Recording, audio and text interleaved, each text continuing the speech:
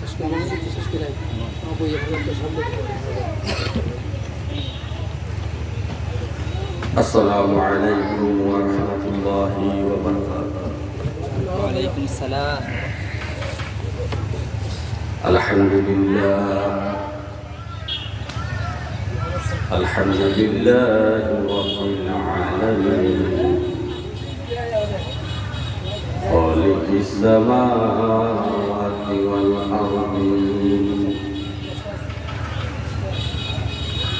الصلاة والسلام على من كان نبيا وآدم بين الماء والطين.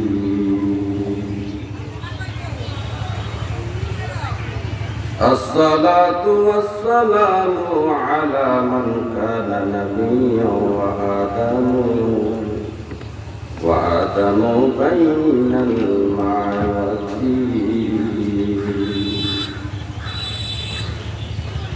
قال الله تعالى في كلامه المجيد والفرقان الحميد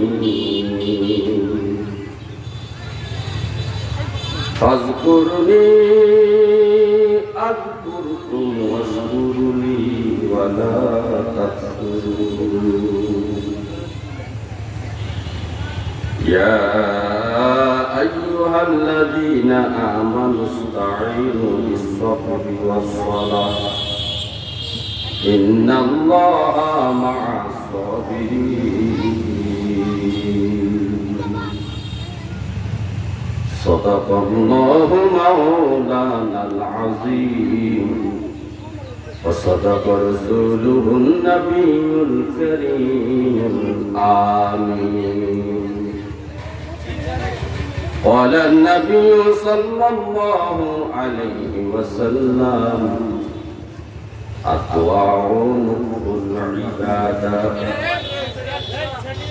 وقال أيضا تعلموا الفرائض والقرآن وعلموا الناس فإني ممرضون أو كما عليه الصلاة والسلام. إن الله وملائكته يصلون على النبي يا أيها الذين آمنوا صلوا عليه وسلموا تسليما. صلاة يا رسول الله عليكم سلام يا حبيب الله عليكم صلاة يا رسول الله عليكم سلام يا حبيب الله عليكم. আমল নাই মোর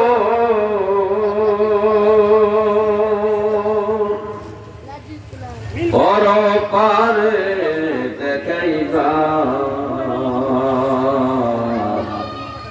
আপনার নামের তসবি ভরসায় আমার সালাত নিয়া রাসূলুল্লাহ আলাইকুম সালাম নিয়া হাবিবাল্লাহ আলাইকুম সালাত নিয়া রাসূলুল্লাহ আলাইকুম সালাম নিয়া হাবিবাল্লাহ আলাইকুম। সাধ্য নাই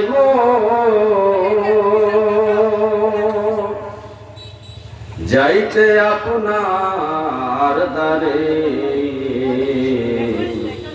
বেদনা স্বরূপ সাইব কি করে সালাত নিয়া রাসূলুল্লাহ আলাইকুম সালাম নিয়া হাবিবাল্লাহ عليكم صلاة يا رسول الله عليكم سلام يا حبيب الله عليكم آي حزارا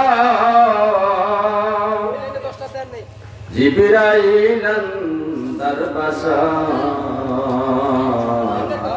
বাহার হক সোয়ে গরিবা এক নজর সলাত নিয়া রসূল আল্লাহ আলাইকুম সালামুন ইয়া হাবিবাল্লাহ আলাইকুম আল্লাহুম্মা সাল্লি আলা মুহাম্মাদ ওয়া আলা আলি সাইয়্যিদিনা মুহাম্মাদ ওয়া আলা আলি সাইয়্যিদিনা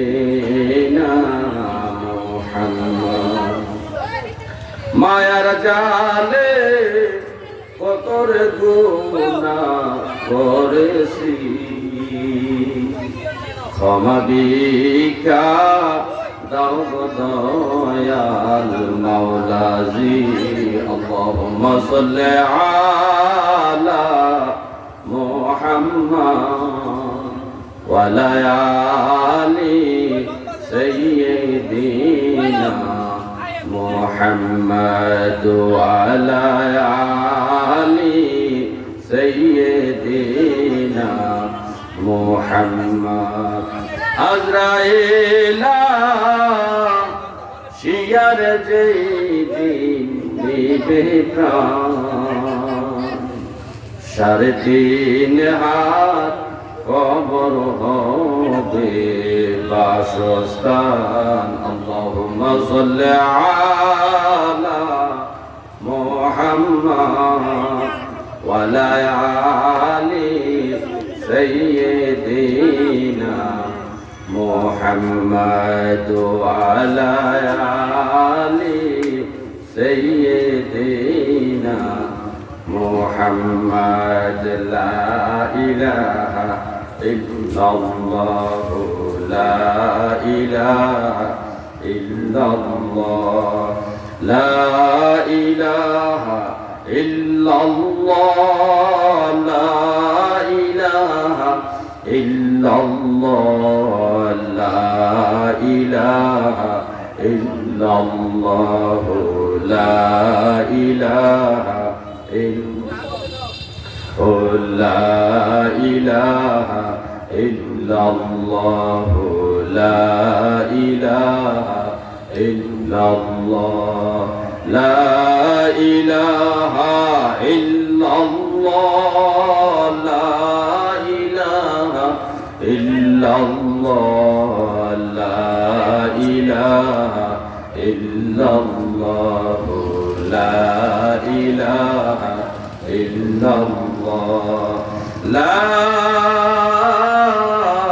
ইলাহা ইল্লাল্লাহ মুহাম্মাদুর রাসূলুল্লাহ সাল্লাল্লাহু আলাইহি ওয়াসাল্লাম আলহামদুলিল্লাহ মহান রব্বে কারীমের দরবারে অপরন্ত শুকরিয়া জ্ঞাপন করছি যে মহান মালিক খালিক আমাদেরকে আজকে প্রবাসীদের উদ্যোগে দাতা প্রতিষ্ঠাতা ও সকল কবরবাসীদের স্মরণে মাগফিরাত কামনায় দ্বিতীয় বার্ষিক ওয়াজ ও দোয়ার মাহফিল উক্ত মাহফিলের সম্মানিত সভাপতি জনাব মোহাম্মদ আকাশ আলী সর্দার সাহেব, সহ সভাপতি জনাব মোহাম্মদ আব্দুল রহিম মাস্টার সাহেব, প্রধান বক্তা হযরত মাওলানা মুফতি জহিরুল ইসলাম ফরিদী সাহেব, প্রধান আকর্ষণকারী মাওলানা কাউসার হোসেন দালালী সাহেব এবং হযরত মাওলানা মুফতি আব্দুল হোসেন নুরী সাহেব, হযরত মাওলানা মাসুদউদ্দিন হেলালী সাহেব, হযরত মাওলানা হাবিবুর রহমান জিহাদি সাহেব সহ দিগার উলামায়ে কেরাম, সম্মানিত সামিঈনে কেরাম, পর্দানিশী মা ও বোনেরা, আমি আবারও আপনাদেরকে সালাম দিচ্ছি। আসসালামু আলাইকুম ওয়া রাহমাতুল্লাহি ওয়া বারাকাতুহু।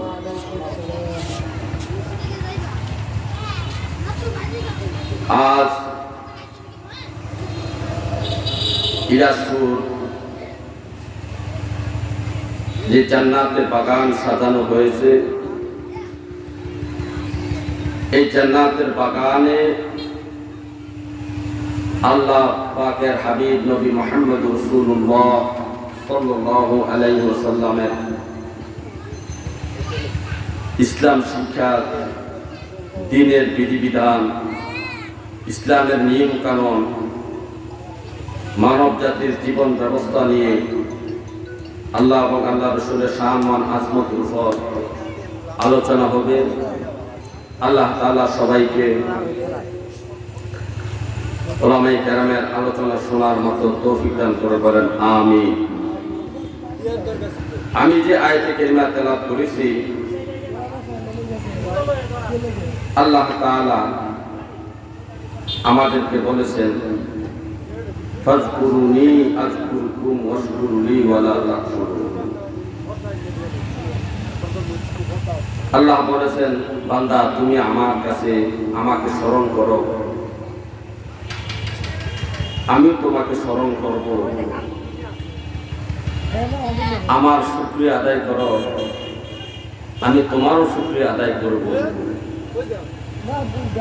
কিন্তু আমার শুকরিয়া আদায় করতে গিয়ে তোমরা আমার নিয়ামতকে, আমি যে তোমাদেরকে নিয়ামত দিয়েছি, এই নিয়ামতের কুফরি করিও না, এই নিয়ামতকে অস্বীকার করিও না।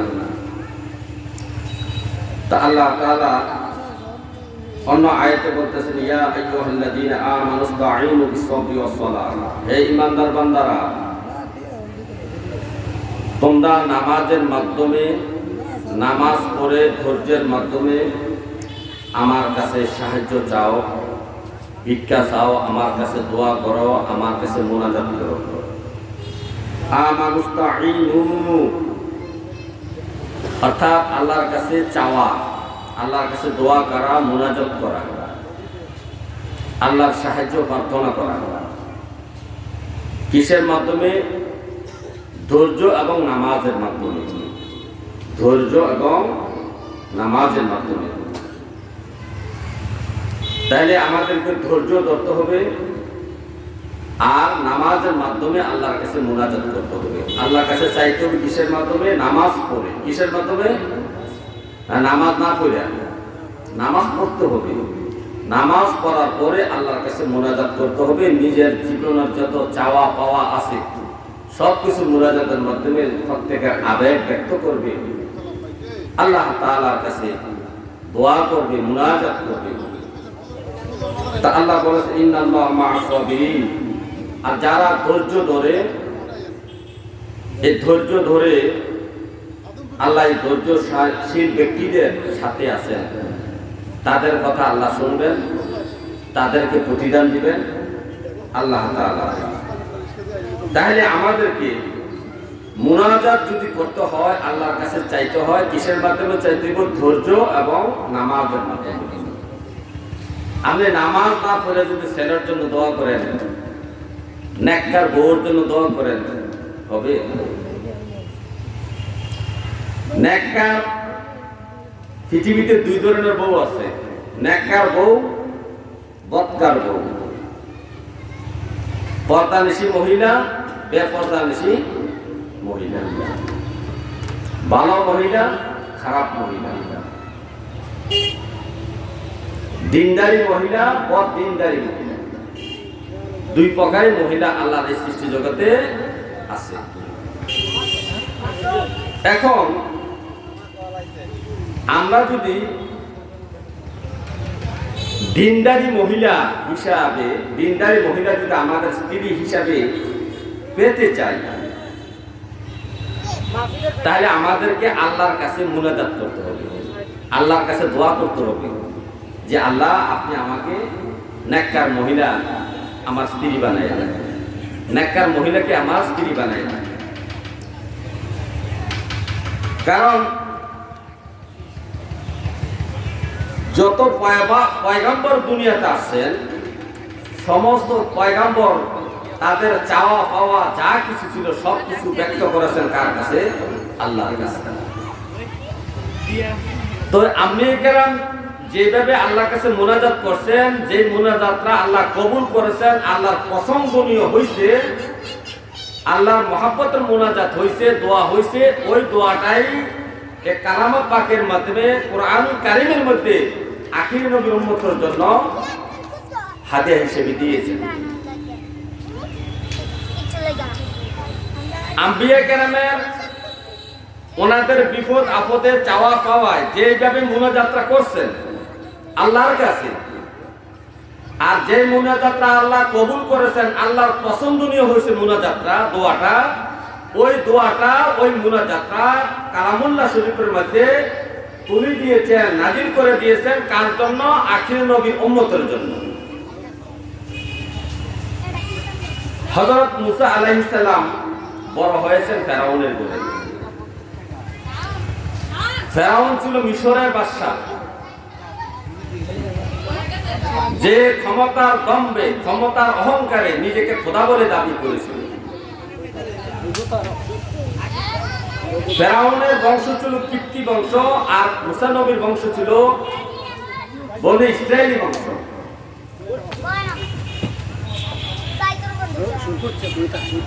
এই ফেরাউনের ঘরে আল্লাহ তাআলা মুসা আলাইহিস সালামকে ছোট শিশু থেকে 30 বছর পর্যন্ত লালন পালন করেছেন। ফেরাউনের ঘরে মুসা আলাইহিস সালাম কয় বছর ছিলেন? 30 বছর। 30 বছর ফেরাউনের রাজপুত হিসাবে রাজপ্রাসাদের ভিতরে উনি চলাফেরা করেছেন, জীবনযাপন করেছেন। সবাই জানতো এটা ফেরাউনের সন্তান মুসা। উনি রাজপ্রাসাদে জীবনযাপন করেন, রাজকীয় হালাতে উনি বড় হয়েছেন। একদিন মুসা আলাইহিস সালাম উনি হাঁটতে বাইর হইলেন, গেলেন বাজারের দিকে। বাজারের দিকে যাইয়া দেখেন দুইটা লোক ঝগড়া করতেছে। একটা লোক মুসা নবীর বংশের লোক, আর একটা ফেরাউনের বংশের লোক। দুইটা লোক ঝগড়া করতেছে কি নিয়া? লাকড়ি নিয়া। কারণ বাজারের মধ্যে লাকড়ি বিক্রি হইতো, লাকড়ি কিনা আনলে বাড়িতে রান্না বান্না হইতো। তো এখন মুসা আলাইহিস সালামের বংশের লোকটা লাকড়ি নিয়েছে বিক্রি করার জন্য, আর ফেরাউনের বংশের লোকটা আসে লাকড়ি কেনার জন্য। এই লাকড়ি কিনতে যায় ফেরাউনের লোকটা জোর জুলুম শুরু করছে ওই লোকটার উপরে, মুসা নবীর বংশের লোকটার উপরে। দাম কম দিবে, মালগুলা নিয়ে যাবে, টাকা না দিলে কি হয়েছে, কি করবা, এরকম একটা ঝগড়া লাগছে। মুসা নবী দূর থেকে দেখে দৌড়িয়া তাদের কাছে আসেন। আইসা দেখলেন যে দোষটা ওই ফেরাউনের বংশের, কিপ্তি বংশের লোকটার দোষ বেশি, সে বেশি মাস্তানি দেখাইতেছে। এখন তাকে ঝগড়া থেকে নিবৃত্ত করার জন্য, দমন ধরানোর জন্য মুসা আলাইহিস সালাম একটা সর দিয়েছেন তার গালের মধ্যে। কিসের মধ্যে সর দিয়েছেন? গালের মধ্যে। এখন নবীদের শরীরে তো 40 জন যুবকের শক্তি। কয়জন যুবকের শক্তি থাকে? 40 জন যুবকের শক্তি একটা নবীর গায়ে থাকে। একটা সর দিছে, 40 জন যুবকের শক্তির সর নাই যা, মানুষ বাঁচার কথা নেই। এই এক সরে লোকটা গেছে মরে। লোকটা যখন মরে গেল, বাজারের মধ্যে হাহাকার চলে আসলো, কে মারলো, কে মারলো। মুসা আলাইহিস সালাম চর দিয়ে তো ওই স্থান থেকে দূরে সরে গেলেন। কেউ আন্দাজ করতে পারলো না কে তাকে হত্যা করেছে। এভাবে এই খবরটা ফেরাউনের রাজপ্রাসাদে চলে গেল। রাজপ্রাসাদের বিভিন্ন বাহিনী, পুলিশ, আর্মি, যত বাহিনী আছে, গোয়েন্দা বাহিনী দিয়া তল্লাশি শুরু করলো ফেরাউনের বংশের লোকটাকে কে হত্যা করেছে। কিন্তু গোয়েন্দা বাহিনী তথ্য নিয়েও দেখতে পাইল যে ব্যক্তি হত্যা করেছে তাকে চিনা যাচ্ছে না, কে হত্যা করেছে তাও জানা যাচ্ছে না। এইভাবে অনেক সপ্তাহ চলে গেল, কয়েক সপ্তাহ চলে গেল। আরেকদিন মুসা আলাইহিস সালাম বাজারে হাঁটতেছিলেন, আবার দেখলেন ওই মুসা নবীর বংশের লোকটা আবার আরেকটা মানুষের সাথে ঝগড়া করতেছে। মুসা আলাইহিস সালাম এই ঝগড়াটা নিবৃত্ত করার জন্য, বন্ধ করার জন্য তাদের কাছে দৌড়াইয়ে গেলেন, কাছে গেলেন। ওই যে প্রথম ঘটনার সময় যে লোকটাকে চর দিয়েছিল মুসা নবীর বংশের লোকটা তো এটা দেখছে। এখন সে মনে মনে ভাবছে এখন তো আমার অপরাধ, আমি অন্যায় করেছি, না জানে আমাকে একটা চর দেয়, না জানে আমি আগের লোকটার মতো মরে যাই। যখন মুসা নবী তার কাছে গেল তখন সে নিজে ভয়ে ভয়ে বলে ফেললো, হে মুসা, তুমি কি আমাকে ওই দিনের মতো মারতে চাও? ওই দিনের মতো? ওই দিন যে লোকটাকে তুমি চর দিয়েছিল, চর দেওয়ার সাথে সাথে লোকটা মারা গেল, আজকে তুমি কি আমাকে হত্যা করতে চাও, মারতে চাও? এতটুকু বলার কারণে চতুর্দিকের মানুষগুলা জেনে গেল যে কয়েক সপ্তাহ আগে যে লোকটা মারা গেছে, এই লোকটাকে মুসাই হত্যা করেছে। নাউজুবিল্লাহ। এই খবরটা রাজবাজার চলে গেল। রাজবাজার থেকে সিদ্ধান্ত নেওয়া হলো মুসা নবীকে দুনিয়া থেকে শেষ করে দেওয়া হবে, নালে মুসা যেভাবে অন্যায় প্রতিবাদ করতে যাইয়া বিশৃঙ্খলা সৃষ্টি হয়ে যাচ্ছে, সুতরাং মুসাকে বাঁচিয়ে রাখা যাবে না। রাজপ্রাসাদের মিটিং এ সিদ্ধান্ত হলো মন্ত্রী পরিষদে যে মুসাকে দুনিয়া থেকে আউট করে দিতে হবে, হত্যা করতে হবে, নাইলে ফেরাউনের রাজবংশের মধ্যে, রাজত্বের মধ্যে বিশৃঙ্খলা সৃষ্টি হবে। তারা এই সিদ্ধান্ত নিয়ে কার্য সম্পাদন করার জন্য বাহির হইল।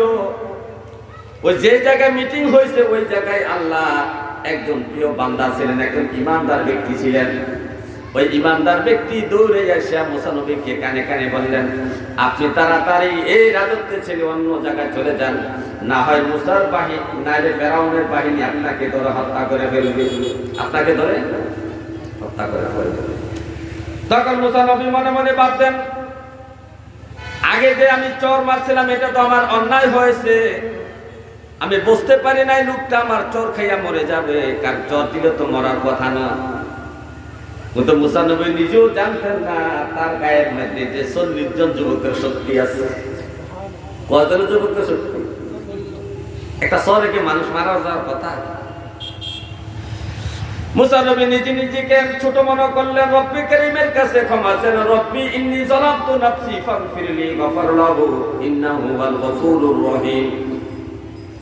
মাবুদ গো, আমি আমার নফসের প্রতি জুলুম করে ফেলেছি, আমাকে তুমি ক্ষমা করে দাও।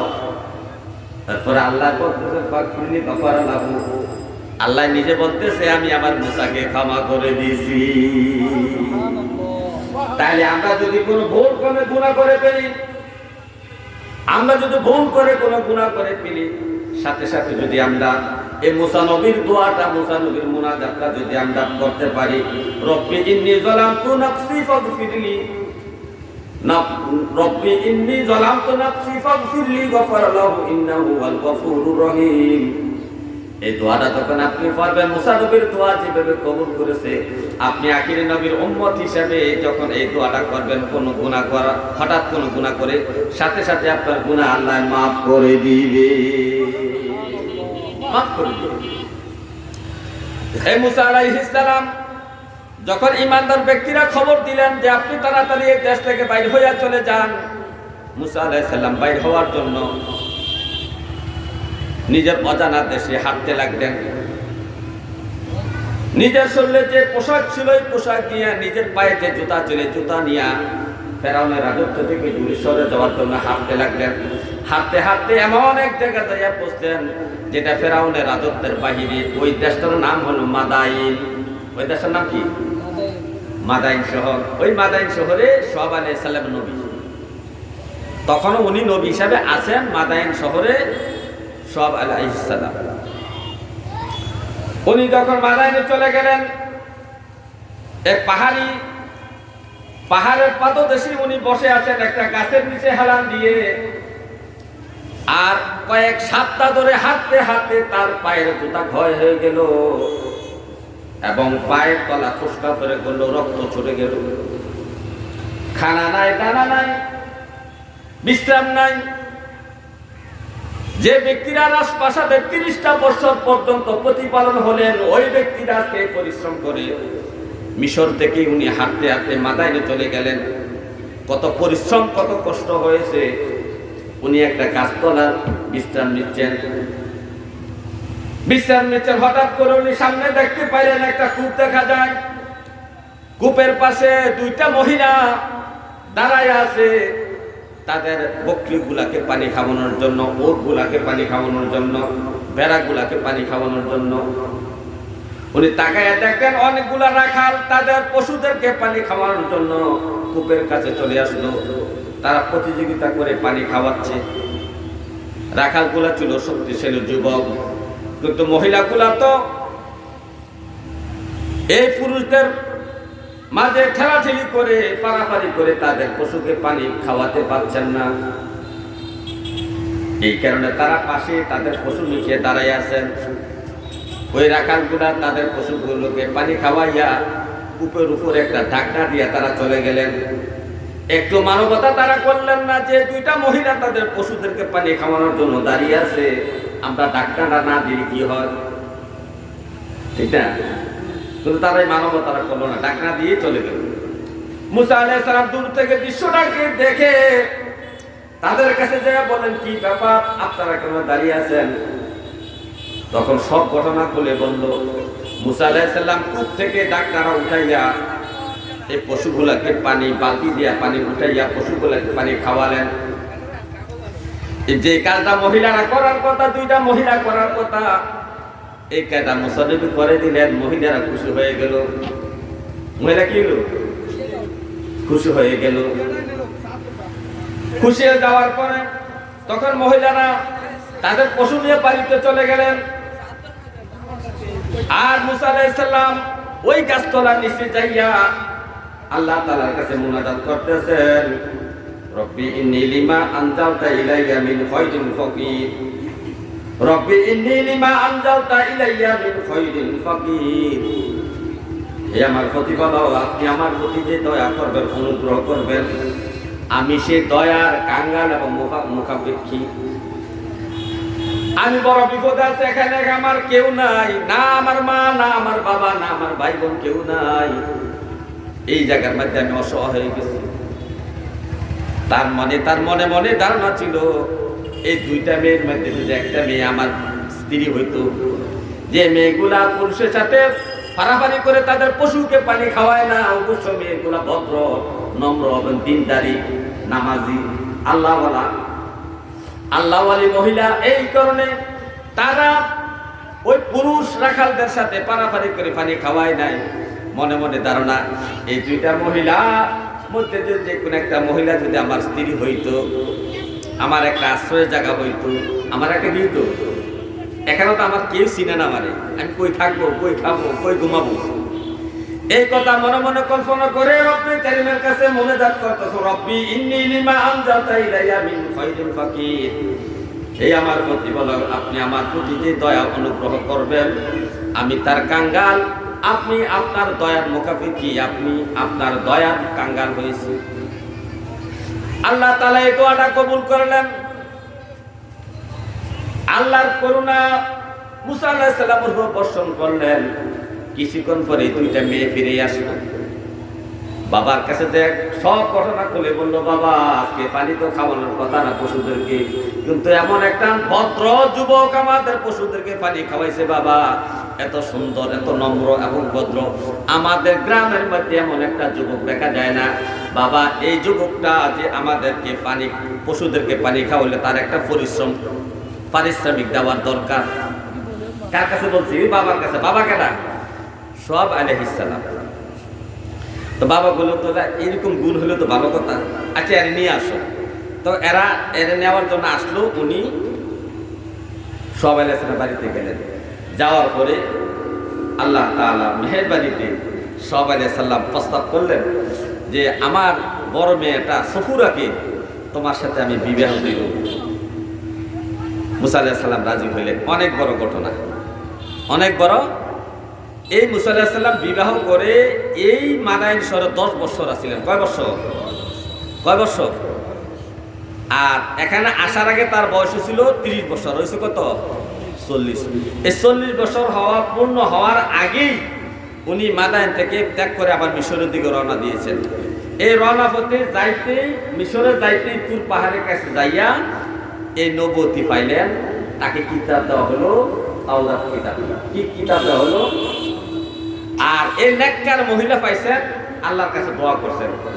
এই জন্য কিতাবে লেখা হয়েছে, কেউ যদি বিবাহ করার আগে কোন যুবক যদি বিবাহ করার আগে মুসা নবীর মতো যদি এইভাবে দোয়া করতে পারে, রব্বি ইন্নী লিমা আনজালতা ইলাইয়া মিন খায়রিন ফাকির, এইভাবে যদি দোয়া করতে করতে থাকে, এই দোয়া যেমন মুসা নবীর জন্য আল্লাহ কবুল করেছেন, আখির নবীর উম্মতের জন্য দোয়া কবুল করে ওই ব্যক্তিকে একটা নামাজি মহিলা বিবি হিসাবে আল্লাহ দান করবে।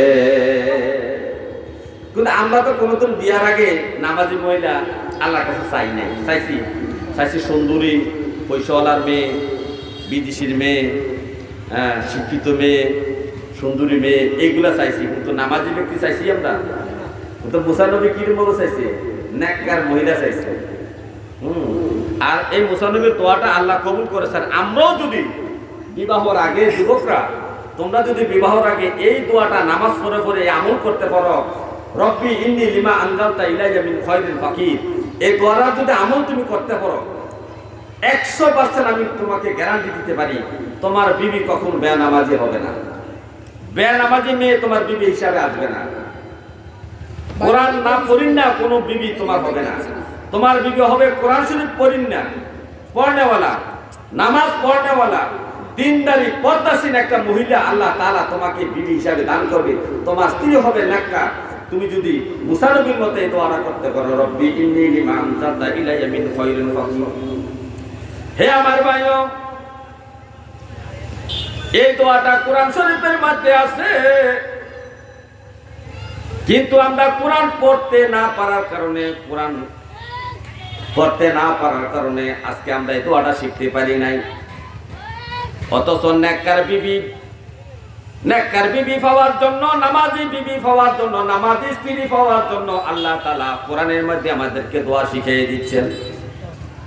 আখিরি নবীর উম্মতের জন্য দোয়া বরাদ্দ করে দিয়েছেন কোরআনের মধ্যে। অথচ বাংলাদেশের মুসলমান শতকরা 95% মুসলমান এই দোয়ার খবর জানে না, যে আল্লাহ যে দোয়া দিয়ে দিয়েছেন, যে দোয়ার আমল করলে নামাজি বউ পাওয়া যায়, দিনদারি বউ পাওয়া যায়, আল্লাহওয়ালা বউ পাওয়া যায়। এই দোয়ার খবর কিন্তু আমরা জানি না। না জানার কারণ হলো আমরা সবাই কোরআন পড়তে পারি না। কোরআন পড়তে পারি না। এই জন্য আমাদেরকে আমলগুলা করতে হবে। এই আমলটা যদি করতে পারি, ইনশাআল্লাহ আমাদের যুবকদেরকে আমরা এই দোয়াটা, আমাদের ছেলেদেরকে এই দোয়াটা শিখিয়ে দিব। এই দোয়া যদি করতে থাকে নামাজ পড়ে পড়ে, নামাজ না পড়ে না, নামাজ পড়ে পড়ে দোয়া মুনাজাত ধরে ধরে করবে, তাহলে অবশ্যই তার বিবি একজন নামাজি বিবি হিসাবে তার কপালে জুটবে। দিনদারি মহিলার জুটবে, নেককার মহিলা, নেককার স্ত্রীতে পাইবে, বিবাহ বন্ধনে আবদ্ধ হবে। আল্লাহ তাআলা আমাদেরকে এই আমল করার তৌফিক দান করুন। ওয়া আখিরি দাওয়ানা আনিল হামদুলিল্লাহি রাব্বিল আলামিন। আসসালামু আলাইকুম ওয়া রাহমাতুল্লাহি ওয়া বারাকাতুহু।